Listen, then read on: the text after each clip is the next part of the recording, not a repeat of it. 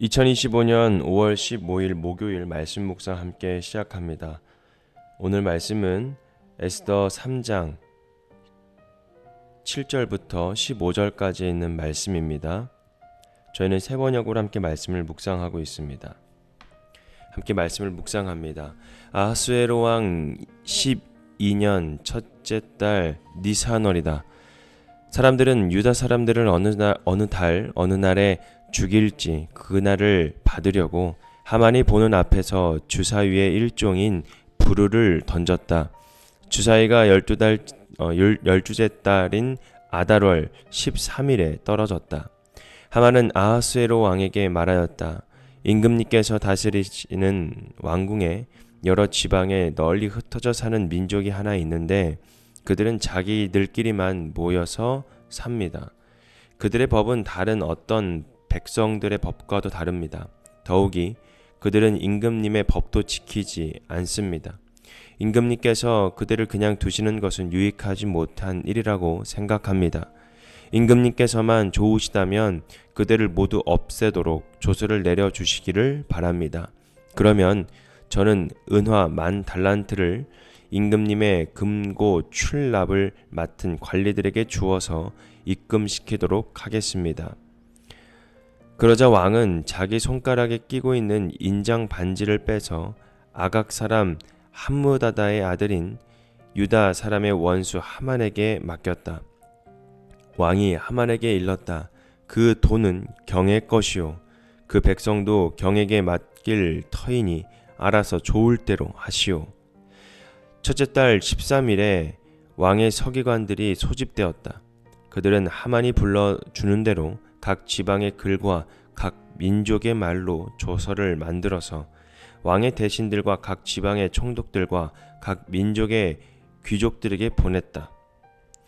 조서는 아하수에로 왕의 이름으로 작성되었고 거기에 왕의 인장반지로 도장을 찍었다. 그렇게 한 다음에 보발꾼들을 시켜서 그 조서를 급히 왕이 다스리는 모든 지방으로 보냈다. 그 내용은 12째 달인 아달월 13일 하루 동안에 유다 사람들을 남녀노소할 것 없이 모두 죽이고 도륙하고 진멸하고 그들의 재산을 빼앗으라는 것이다. 각 지방에서 그 조서를 법령으로 공포하여 각 민족에게 알리고 그날을 미리 준비하게 하였다. 왕의 명령이 떨어지자 곧 보발꾼들이 떠나고 도성 수산에도 조서가 나붙었다. 왕과 하만은 함께 술잔을 기울이며 앉아 있었지만 수산성은 술렁거렸다. 아멘. 오늘 말씀 주제는 유다 사람 학살 계획이라는 주제로 함께 말씀을 묵상합니다. 참 고요한 가운데 드러나는 위기가 우리가 살아가는 데 있어서 참 많은 순간들이 있습니다.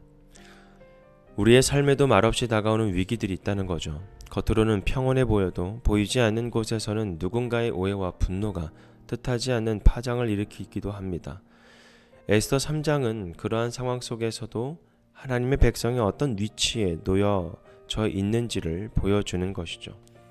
하만의 분노는 한 사람 모르드게를 향했지만 결국 유다 민족 전체를 향한 악한 계획으로 발전하게 됩니다. 그 상황은 마치 평화로운 수면 아래 일렁이는 파도처럼 조용하게 유협적인 것입니다. 우리가 오늘 이 말씀을 묵상하면서 한번 생각해 볼 점이 있는데 바로 내 삶 속에서도 보이지 않는 위협이 다가올 때에 나는 무엇을 붙잡고 있는가에 대한 질문입니다. 오늘 본론에서 인간의 계략 속에서 일하시는 그 하나님에 대하여 우리가 함께 묵상을 하려 합니다. 제비뽑기를 하게 되었고 오늘 말씀에는 부르라는 그런 주사위의 일종인 주사위를 던지게 됩니다. 하만은 제비를 뽑아서 유다인을 죽을 날을 정하게 됩니다. 아주 고요하게 아무도 모르게 악한 계획이 자리를 잡아가고 있는 것이죠.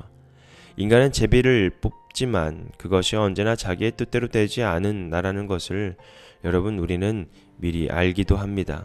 세상은 때로 우연이나 운명에 의존하지만 믿는 사람들은 하나님의 손길 안에서 움직이는 시간의 흐름을 바라보는 지혜가 필요하고 또 그 지혜로 우리가 하루하루 살아가는 것입니다. 어쩜 지금의 기다림도 하나님의 섭리일지도 모른다라는 사실을 우리가 깨달아야 되는 것입니다. 권력의 한마디가 만들어내는 그런 조서 3장 8절에서 11절에는 말씀을 보면 하만은 왕에게 유다 민족을 나쁘게 말하여서 조서를 만들게 됩니다. 말 한마디가 사람의 생명을 결정짓는 그런 세상, 참으로 불안한 세상에 살아가고 있는 것이었죠. 하지만 그 속에서도 하나님의 정의는 사라지지 않습니다. 불의가 득세하는 순간에도 주님은 결코 무력하지 않는다라는 것입니다. 진실이 묻히는 것 같은 때에 나는 조용히 하나님을 의지하는 그 시간이 필요하다라는 것입니다. 때로는 우리의 생각과 때로는 하나님의 그 지혜가 우리를 살려 나가야 되는데 상황은 그렇지 않을 때가 있죠. 진실이 묻힐 때가 있고 그리고 이 진리를 따르지 못할 때 답답할 때도 있습니다. 그러나 그때에 우리가 더 중요한 것은 그 상황 속에서도 우리가 누구를 의지하는 것입니다. 누구를 의지하냐는 것입니다. 우리는 조용히 하나님을 의지하고 진실이 묻힐 것 같은 그런 생각이 있을 때에도 끝까지 주님을 신뢰하고 믿음으로 나아가는 저와 여러분이 되기를 주님의 이름으로 부탁드리겠습니다. 3장 12절에서 15절에는 말씀을 보면 도성에 퍼진 혼란과 또 하나님의 일하심이 있는 것처럼 느껴지지만 침묵이 바로 있죠. 조서가 바로 발표되자 성안은 충격과 혼란으로 아주 빠지게 됩니다. 유다인들은 이유도 모른 채 죽음의 소식을 마주하게 되고 여러분 하나님의 이름은 보이지는 않고 침묵만 지금 흐르고 있는 것입니다. 그러나 그 침묵조차도 하나님의 일하심 안에 있다는 것을 우리가 깨달아야 하는데 우리가 깨닫지 못할 때가 참 많죠. 고요한 밤하늘 아래서도 별은 여전히 빛나듯 말입니다. 하나님이 조용히 계실 때에 나는 그분의 뜻을 기다릴 수 있는가 그렇지 못한가에 대한 그 질문을 우리가 할 필요가 있습니다.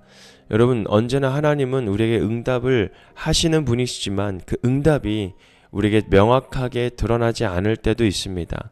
그러나 조용히 계실 때, 침묵하고 계실 때 어쩌면 그 침묵이 우리에게 명확하게 알려주는 기다림의 시간이 될 수도 있다라는 것입니다. 불안한 세상 속 가운데에 우리가 흔들리지 않는 하나님의 약속을 바라볼 수 있는 믿음이 필요한 것이죠. 위기 속에서도 하나님은 일하고 계신다라는 사실을 우리는 깨달아야 합니다. 그분은 때로 우리 눈에 보이지는 않아도 모든 역사의 흐름을 조용히 아주 조용히 바꾸시는 분이시죠. 여러분 에스더의 이야기는 단지 옛날 이야기가 아닙니다. 오늘 살아가는 우리에게도 위로와 용기를 주는 메시지죠. 지금 어떤 불안 상황에 있을지라도 우리가 기억해야 할 것은 무엇이냐면 바로 하나님의 백성은 결코 홀로 버려지지 않는다라는 것입니다.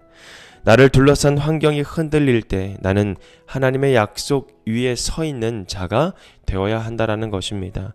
오늘 하루도 그 하나님의 약속 위에 서 있어서 하나님의 계획 가운데에 우리가 끝까지 신뢰하며 살아가는 저와 여러분이 되기를 주님의 이름으로 부탁드리겠습니다. 오늘 말씀 묵상 마치겠습니다.